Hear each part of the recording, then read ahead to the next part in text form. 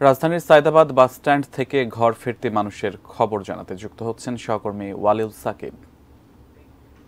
Bus terminal কিন্তু আমরা দেখতে পাচ্ছি যে মোটামুটি যাত্রীদের ভিড় রয়েছে, তবে যেখানে যারা পরিবহন সংশ্লিষ্ট রয়েছেন তারা আমাদেরকে বলছেন যে এখানে আসলে তাদের যে আশানুরূপ যাত্রী তেমনটি কিন্তু এখনো পর্যন্ত নেই।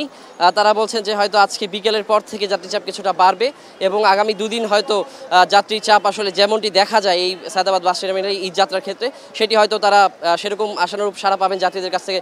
সায়দাবাদে ঢুকতে যেমন সমস্যা হচ্ছে, এখান থেকে বাসগুলো যে ছেড়ে যাচ্ছে সেগুলো কিন্তু খুব ধীর গতিতে এখান থেকে ছেড়ে যাচ্ছে এবং দীর্ঘ সময় কিন্তু জ্যামে এখানে আটকে আছে গাড়িগুলো। আর এছাড়া আমরা বেশ কিছু অভিযোগ কিন্তু পেয়েছি, যাত্রীরা বলছেন যে যারা আজকে টিকিট কাটতে এসেছেন অনেকেই কিন্তু টিকিট পাচ্ছেন না।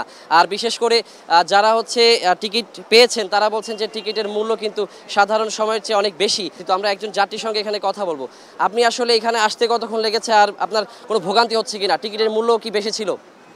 টিকিটের মূল্য বেশি ছিল, ঠিক আছে, ঈদের সময় একটু সাধারণত সবসময় বেশি থাকে।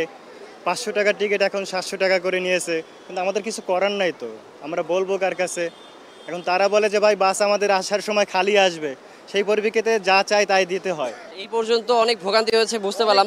তারপর আশা করছি যে এরপরে যে ঈদ যাত্রা সেটা যেন আপনার ভালো হয়, সুন্দর হয়। তো আপনার জন্য থাকছে গিয়ারের সৌজন্যে একটি উপহার। থ্যাংক ইউ, আপনাকে ধন্যবাদ।